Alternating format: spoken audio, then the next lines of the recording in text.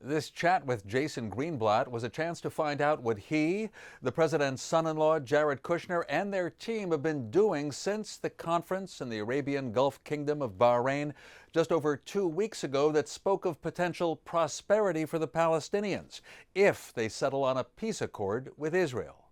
It's an economic program that was developed by Jared Kushner and a skilled team from the White House and other agencies of the U.S. administration if there is a comprehensive peace agreement. People have been attacking Bahrain as if we were trying to buy the Palestinians off. We are not. We understand completely there is no such thing as an economic peace, but there is no such thing as a political agreement without a very strong economic plan. And I think the economic plan is exciting. I think it could show the Palestinians, Jordan, Egypt, Lebanon, what could be. As far as your direct question of what have we done since, we are working on figuring out the best ways to get commentary back so we could finalize that economic vision. It was termed a workshop because we wanted to air all of these great ideas. Some of it will have to wait until the political plan is aired, but nevertheless, we are starting to solicit feedback from everybody in terms of trying to create the final version of the product, and most importantly, we would like to get feedback from the Palestinian Authority. It would be a tremendous miss on their part not to engage and not to give us feedback. And yet that hasn't changed at all. We notice on Twitter that you're often attacking the Palestinian Authority, its policies, the so-called pay to slay, where they pay terrorist families. You're being outspoken, hitting at the PA. You expect them to cooperate? We are not going to let myths and falsification of anything stand anymore. You saw it with the city of David, where David Friedman and I were attacked for attending the opening ceremony of the discovery of a 2,000-year-old tunnel. The attacks were that we are Judaizing the city of Jerusalem, that we created the tunnel, almost as if we dug this tunnel. Anything like that, anything about the Bahrain workshop that suggests that we are trying to buy the Palestinians off as opposed to create a good economic plan if there's peace, pay to slay, anything like that, we will push back on time and time again. We are not going to stand silent. Greenblatt kept mentioning false claims made by the Palestinian Authority in the West Bank. Of course, the U.S. doesn't consider Hamas in the Gaza Strip to be a potential partner for peace.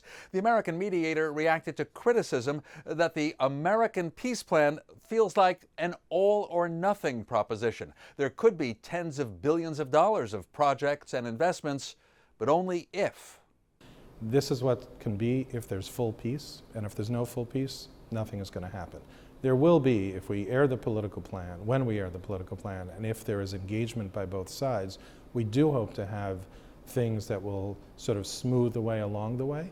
But if there is no engagement and no good faith effort to negotiate peace, none of that package will apply. A reasonable guess for when you and Jared Kushner will put out the political plan, political vision, is still November, when Israel's likely to have a new government formed?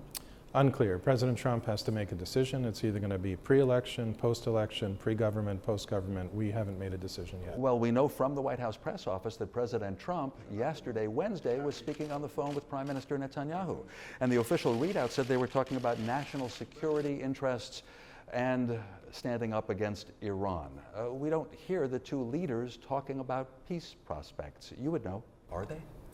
We certainly engage with the Prime Minister about peace prospects, but it's another myth to think that everything revolves around the Israeli-Palestinian conflict. It does not revolve around the Israeli-Palestinian conflict. People say that that's the core conflict of the region. Maybe it was decades ago, I'm not sure. It is not the core conflict of the region. Right now, Iran is the problem. But if President Trump doesn't even talk about it much, I mean, describe to me, please, in a fair, honest way, what's the President's involvement so far? The President was briefed very recently on our efforts. We gave him a briefing after the Bahrain workshop, and he is very involved. But that doesn't mean that it is the only thing on his plate with respect to Israel. By the way, the upsurge in tension with Iran, including shipping in the Gulf, a sense that there could well be a crisis, does that also affect the timing of your efforts? I don't know that it affects the timing, but it definitely highlights for everybody that Iran is an enemy to the peace process.